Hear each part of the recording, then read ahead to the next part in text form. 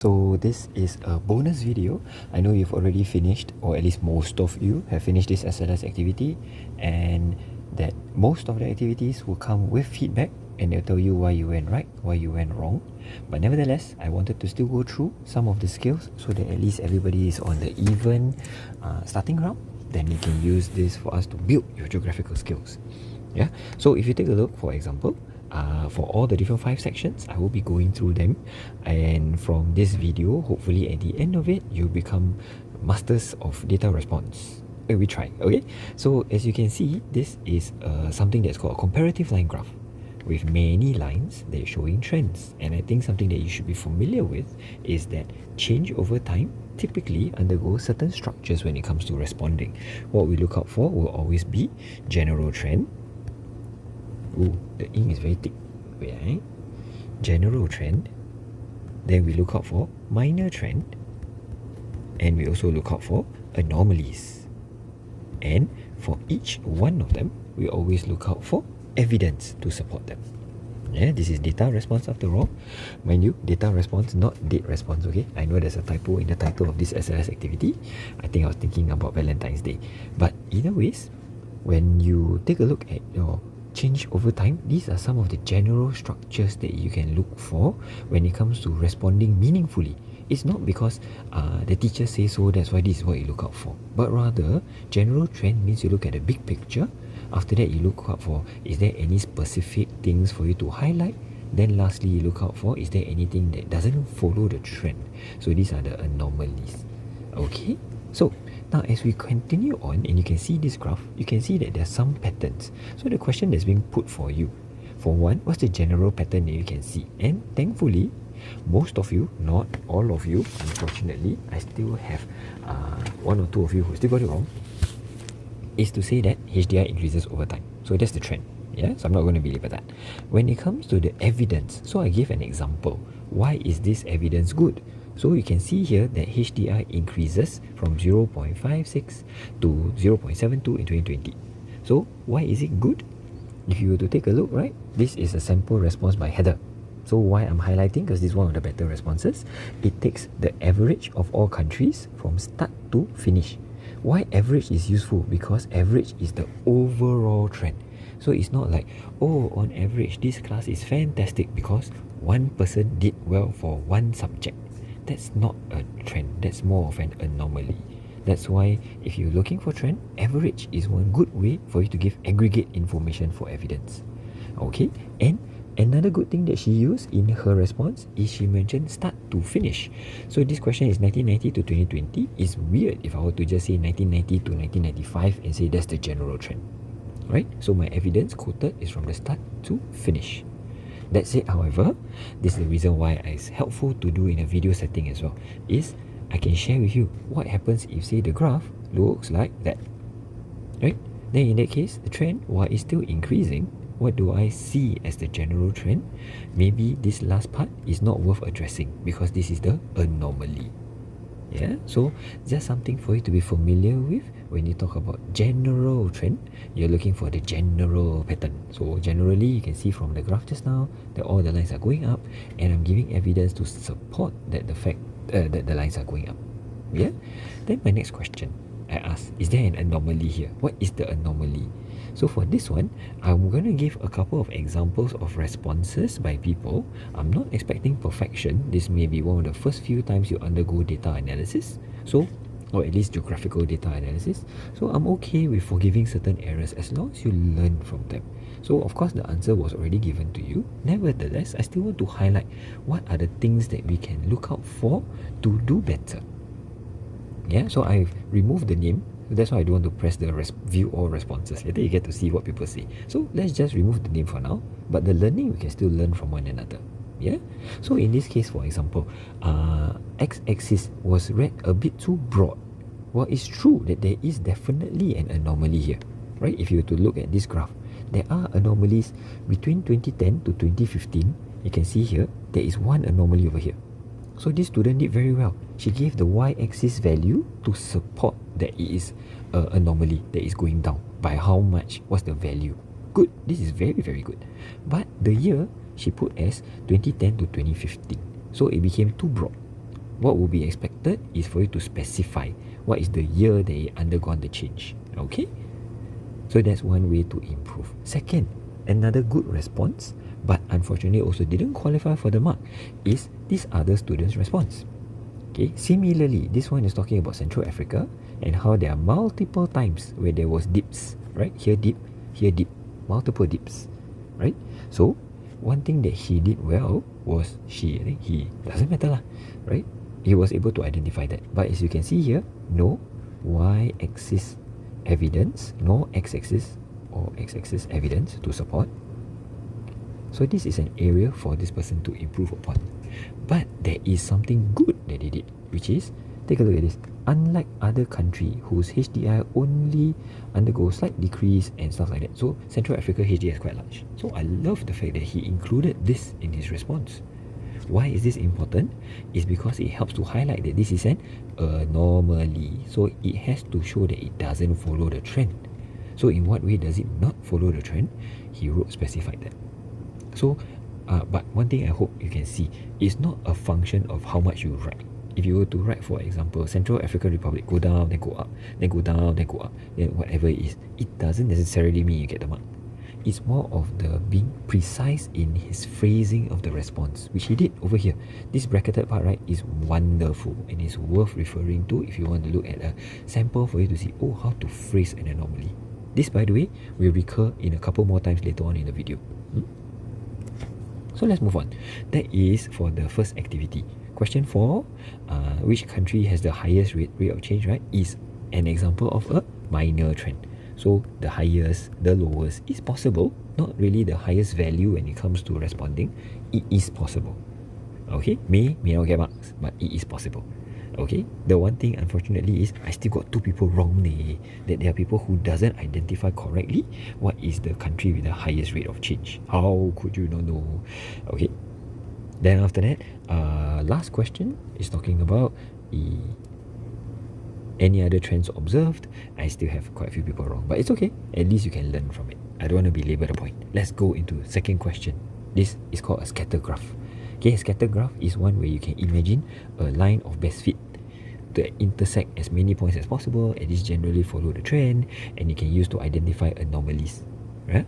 So scatter graph shows typically relationship. This is not change over time. This is if x-axis has got this mathematical value, what is the typical y-axis value? Right? So it's a mathematical relationship, which in this case, the relationship is as infant mortality increases, the fertility rate also increases. Yeah? Most of you got this right. And question for both the responses here are acceptable, but preferred is this one because of the x-axis and the y-axis, the way that is being phrased. So the next question is, what is the evidence that you can use to support? So here got dim because got good response. But nevertheless, let's learn from mistakes. Yeah. So what evidence can you show that there is a positive relationship as one increase, the other increases? So as infant mortality increase, the total fertility rate also increase. Good, right? Not bad. But the thing is, it doesn't specify which country. Yeah, because you selected this data from somewhere. You don't want this country to be country A, but 1.3 is from country B. So you specify the country to show that you are familiar, you're reading the data correctly. That's about it. The phrasing, everything is very good. Yeah, just forgot the name of the country. Alright, next one. This is another example where you can see phrasing is good. Fertility rate increases, the model also increases, so it's good. Don't need to explain. It's not needed. But at least here, can see there's an attempt to give evidence. Unfortunately, no numbers, no marks. Alright, compare that to the last person, Yoke Xuan. I hope I say your name right. Sorry if I brutalize your name. I'll try to get to know names eventually. So here in this case, Japan has the lowest total rate like that. Then after that, compared to Somalia, one thing that I like in his response is, and things for you to take note of, he mentioned lowest compared to the highest. So he's comparing extremes. It's not just any random arbitrary points that he's using to compare, because this is general relationship. So he's using the lowest and the highest to compare. Yeah, and he supported that with numbers, and the numbers are also with units. Wonderful, right? So you can see here, when it comes to the presentation of the information, is significantly clearer. which also means the first one, actually this one is not 25,000, it's 25 in 1,000. Anyway, doesn't matter. So good response for this last question, this last sample response. Alright, so let's move on to talk about third question, identify the anomaly. So for this one, again, another named response because Chloe did well in this, mentioning that so identify the anomaly, right, is Lesotho. Obviously it's Lesotho. Maybe I show the image here. Okay, so he mentioned Lesotho being the example. But it's not just simple to put, oh, Lesotho is the anomaly because infant mortality rate is 90, then the fertility rate is how much. That is not an anomaly. That is just you telling me what is the statistics for Lesotho. Because it's an anomaly. Take a look at how it's being phrased. Even though Lesotho fertility rate is similar to Philippines, however, the infant mortality rate is significantly higher. Yeah? So you can see here, this one compared to Lesotho, this is Philippines is way lower. So there are, maybe the unit is not right. Actually, yeah, the unit is not right here. But nevertheless, the way that it's being phrased, the anomaly phrasing is spot on. So it's very good, very well done. So it's something for all of us to learn from when we're presenting as an anomaly. It's an anomaly because it doesn't match something that you are mentally expecting. So what is it that you're not expecting for this to be an anomaly too? Rather than just saying Lesotho at 85 and fertility rate of 3.5 or 3.2, which quite common, quite a lot of you wrote that. Yeah? Okay, feel free to pause whenever you feel your brain too taxed, okay? I'm just going to move on. Next one is talking about the data table. So for the data table, very easy. I gave even one sample response for you. This is an example of, and I hope you can tell, mathematical relationship between two variables, which is GNI per capita and population growth. So you can see higher having lower population, also known as an inverse relationship, also can be used as an adjective to describe it. Yeah. So I provided with data as a supplement. So this is evidence. And then however one anomaly is, so you can see that this is an anomaly. This, by the way, in an exam setting, if you have to put forth, this is 3 marks. Right? So take a look again. The phrasing of the anomaly need not be long, but it has to sufficiently show that it doesn't match a trend. So you can see, even though, right, an example, that's how you can say that, yep, you know, you are expecting this, however, it doesn't match, even though it's supposed to do this. So, yeah, anomaly, phrasing, very important. Okay, so let's take a look at the response here.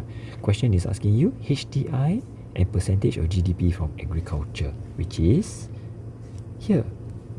HDI and percent of GDP from agriculture. And here, good response coming in from Vitus. Cool name, by the way. HDI countries are lower. The GDP is actually higher. So you can see Chad as an evidence for the lowest agriculture with the highest F52. However, USA and UK, both of them at the highest, have the lowest agriculture GDP. In this case, no anomaly. At least I cannot observe any unless I'm missing anything out. But presentation of the points here are very, very clear, right? I really like the way that you phrase your evidence as well, not just by presenting numbers, but by analyzing them with certain adjectives, certain terms that show analysis. Okay. Next one is population pyramid, something that we are undergoing right now. We're actually learning, so I'm not expecting anybody to be experts, but I did at least provide a frame for you to analyze the information here. Okay, why does it matter? Right, for the shape, we learned the fact that there is triangular. And even before that, when you're doing this SLS, the slides are already up, you can refer to them. But either ways, if say for example you missed it, shape is either triangular or rocket shape or beehive, right? So these are the different shapes that you can use for you to describe the characteristics of the population pyramid. Then apex or the base, usually we are referring to as whether they are wide or whether they are narrow. Right? The gradient, the slope is either steep or it is gentle. Whether there's elderly or young dependents, whether the men and women, is it balanced in terms of gender. So my question here, regardless of whether you learn it or otherwise, the focus was more on the command word. Okay, if you take a look at this question, right? Question is asking you to compare the population pyramids. So the reason why the earlier activity was for you to frame it based on certain criteria to see what's the shape, compare them, or what's the apex, compare them, or what's the slope, compare them, is because compare comes with 1 mark per criteria. I mean, with evidence to support, of course, evidence has its own separate marks. So as you can see here, comparison, therefore, you need to have at least 2 criteria to compare. What do I mean by comparing? Okay, let's take a look at this sample here. Okay, again, it is unnamed because it's something for all of us to learn from. You can see here, Indonesia having this characteristic. The whole chunk here is talking about Indonesia. Right? So you already mentioned about the shape, the base, the apex, the birth rate, and the type of population, everything all inside one big chunk. Then, second chunk, all about Japan. Like that, nanti here. So it becomes, these two, instead of having multiple criteria to compare, it has become separately described.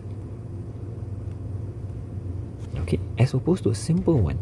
Oh, it has got a wider base in Indonesia compared to Japan. Then you supplement that with evidence, and that's already 2 separate marks. Yeah, so this is a way for you to strategize rather than having to collapse everything into one big chunk on Indonesia and another big chunk on Japan. Then you end up, the examiner will be looking through it and go like, oh, you've described them well, but you may not have addressed the question to compare them. Yeah, that's it. It's not that this response is not good, because it does then later on still compare, talking about balance. One thing I do like, compare, is similarity and difference. So this student attempted to not just talk about differences, but also bring in similarity. So this is very well done. Okay. Once again, pause, rewind, what have you, whatever you need to do lah. So I'll just continue moving on to the last type of graph or data, which is maps. Okay, so if you were to take a look, this is a map of GDP per capita. I'm not going to ask to recap what is GDP. You should know what it is. The question then is asking, describe the distribution of GDP. So I gave some examples here, how you can analyze them. So these are the different lenses you can adopt to see if there are any patterns. Distribution is the pattern of location. Is there any pattern to where they can be found or where they cannot be found? By default, any map that will give you, it will be an uneven distribution. If it's even, right, then there's nothing. It's just one color only. So there's no real pattern for you to find. So the question is, what is the unevenness? What is the pattern here? So in this case, the pattern can be seen as comparison between developed versus less developed. You can compare equator versus higher latitudes. You can compare coastal to inland. You can compare by continents. Not very strong, but you can definitely identify certain higher, certain lower. Like I said, right, there's major trends, general trends, if there's any, and there's also minor trends, right? What's higher, what's lower, doable. Cardinal, a bit more challenging. Not to say north versus south not doable, but east versus west very challenging because the earth is round. So how do I say the western part of the map? But actually the world is round, right? So if I change the orientation of the same map, then you end up with the western part being on the opposite side. That's the only reason why. Okay, so these are the different lenses you can adopt. Feedback was also given to you. You can reread them so that you can see how they can be adopted. But let's take a look at your attempt when it comes to analyzing this. Describe the distribution of rice. Here, if you will take a look, what are some examples that you can use to analyze? Very clearly, in this case, continents is something that you can adopt, right? The fact that Asia and South America is higher than the rest of the world. But that's not the only thing that we can talk about, right? If you to imagine, coastal versus inland is also something that is a bit doable. You can see here inland areas being lower than the coastal areas that surround it, right? Inland areas being lower than the coastal areas that surround it. It is still a viable thing as well. Is latitude something that's doable? Can, because what's this? That's not the latitude. That's not equator. Equator is around here. Okay, it's still doable because it is nearer to the equator, where you can find most of the rice production area. Although, because this thing is extending so far in Asia, that it may not be the most viable of responses. So let's take a look. What is something that we can learn from in terms of what has been submitted in your SLS homework, right? One thing that I want to try and help you to avoid, while I do agree Asian has the highest rice production, right? Please, and he's supplementing this with evidence. This alone is maybe at most 2 marks or a mark. So you need to give me more broader picture when it comes to analyzing them, and that's when you adopt the lenses that you can see above. These are the different things that you can compare. So as we talked about just now, maybe in this case, level of development may not be as relevant, right? It's not like developed country is more than less, or less developed country is more than developed country, because you can see here, DC itself has got somewhat high, middling, low, and middling, right? Maybe you can say that as an example, but the thing is, when it comes to less developed country, it also has similar statistics. So it's not something that you can use to compare. Coastal versus inland, like I mentioned just now, is doable. Comparing by continents is doable. By latitude is okay. You can try to phrase it, if you can, with using Asia as an anomaly perhaps, or using Africa as an anomaly perhaps. It is doable. Okay, so I hope this short video was able to highlight a fair amount of things when it comes to data responses. Again, please keep in mind, we're not expecting perfection, but at the very least, by being exposed to it, I hope that you're getting a good starting point for how you can do better in terms of data response. And of course, over the span of our 2 years together, you're going to learn more as to how to refine your answer better. Yeah? Okay, that's all I have for my video for this SLS activity.